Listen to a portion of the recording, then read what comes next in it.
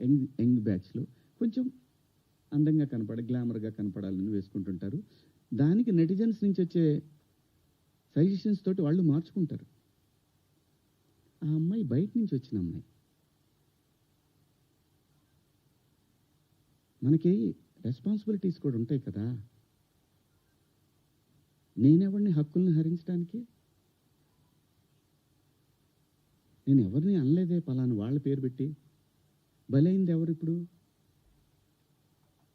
ప్రజల చేతిలో బలైంది ఎవరు? నాకేంటమ్మా, నాకేంటి అనసూయ గారు? మిమ్మల్ని ఎందుకంటాను నేను? అసలు మీరు ఎందుకు వచ్చారు దీంట్లోకి? నేను మిమ్మల్ని ఏమన్నా అన్నానండి? నేను అన్నాను, అమ్మా బయట నుంచి వచ్చిన హీరోయిన్లు కానీ మన హీరోయిన్లు, ఎగ్జాక్ట్ వర్డ్స్, హీరోయిన్లు కాస్త ఫంక్షన్లకు వెళ్ళేటప్పుడు కొంచెం మంచి బట్టలు వేసుకొని వెళ్దాము, మనకి ఎందుకు ఈ దరిద్రం బయట, వాళ్ళందరూ ఎగబడతారు. నిన్న మనం అక్కడ చూసాం కదా. మనం కొత్తగా చూపించేది ఏదైనా తర్వాత ఒక పదం వాడాను, విచ్ ఈస్ రెడిక్యులస్. నాకు వాడకూడదు ఆ పదం. నాకు ఇప్పటికి కూడా అది ఎన్నాళ్ళు హాంట్ చేస్తా తెలియదు. నేనా ఈ పదం వాడింది అని. ఓకే, నేను మనిషినే, నాకు కర్మలు ఉంటాయి, పొరపాటు జరిగింది.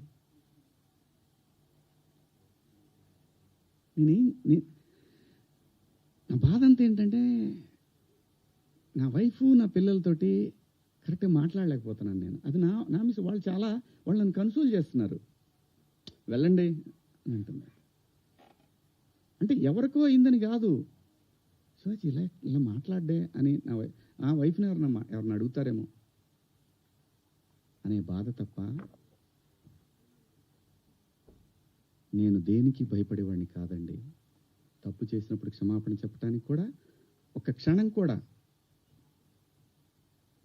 మనలో మనం కూర్చొని ఒక మాట అడిగితే సింపుల్గా, అమ్మా నన్ను క్షమించండి, నా వల్ల ఈ 2 పదాలు దొరికినాయి అని చెప్పేదానికి దాన్ని చాలా దూరం సాగదీశారు.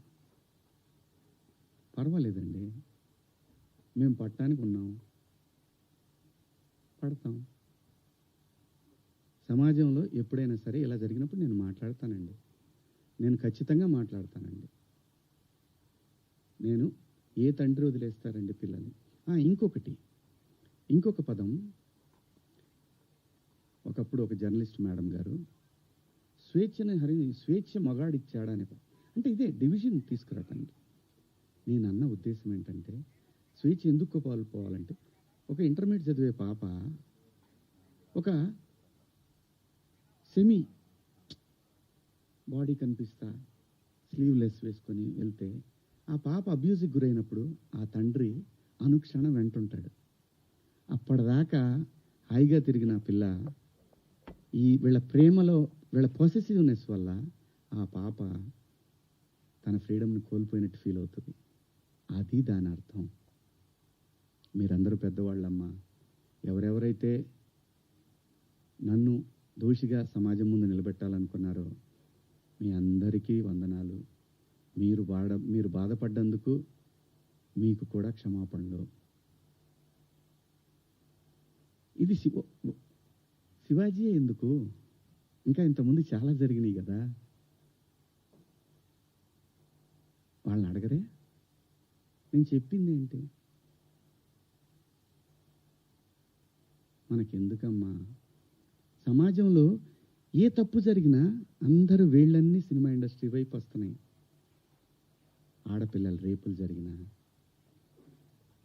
లేదంటే తాగి పిల్లలు మాబు దాడులు చేసుకున్న ఒకడికొకడు ఒక సమూహాలు కలిసి,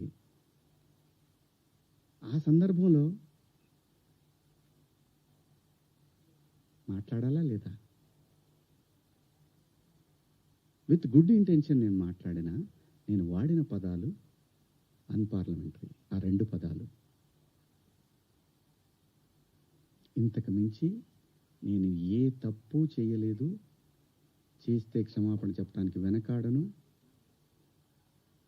నేను ఎదురుదాడికి కూడా వెళ్ళే మనిషిని కాదు. నేను నా కోసం నా ఇంటెన్షన్ అర్థం